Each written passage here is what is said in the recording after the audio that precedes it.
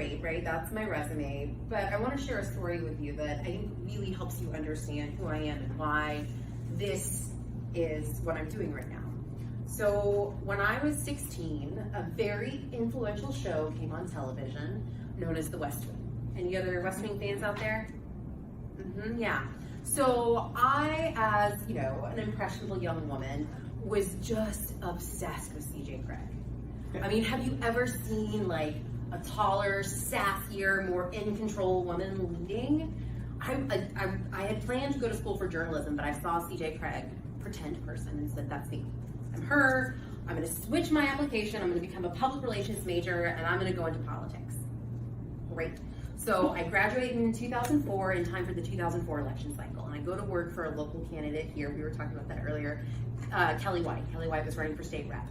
And I threw myself fully into it. And at the end of the election, you may know that Kelly White is the CEO of the State Alliance and not a state representative.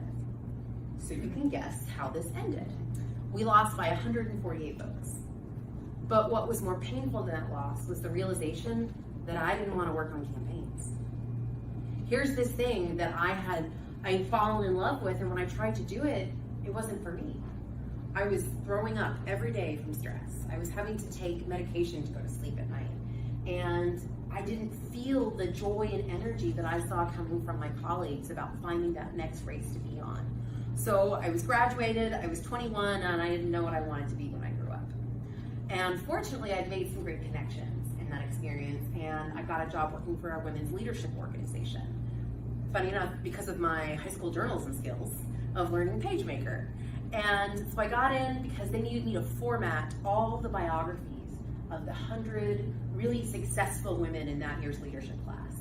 And so as I read through each bio over and over, I got to know their stories. And it was in reading those real women's stories that I realized a couple things. One, oh my gosh, we don't teach what careers are.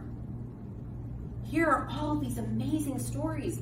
And in these real women, I saw the stories. I saw how I was like that. Like I had that same type of family, or I cared about that thing too. And I saw myself for the first time.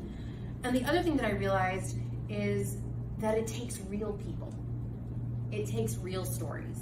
And so a really, fantastically written and acted pretend person gave me an idea that I followed, but the real people gave me data points and gave me the chance to see myself and decide what I can be.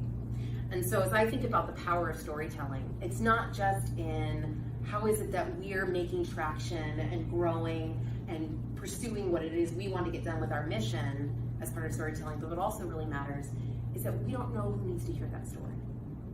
We don't know who is going to hear something that we share from a genuine place that says who we are and what we care about, who's going to hear that and figure out what they can be.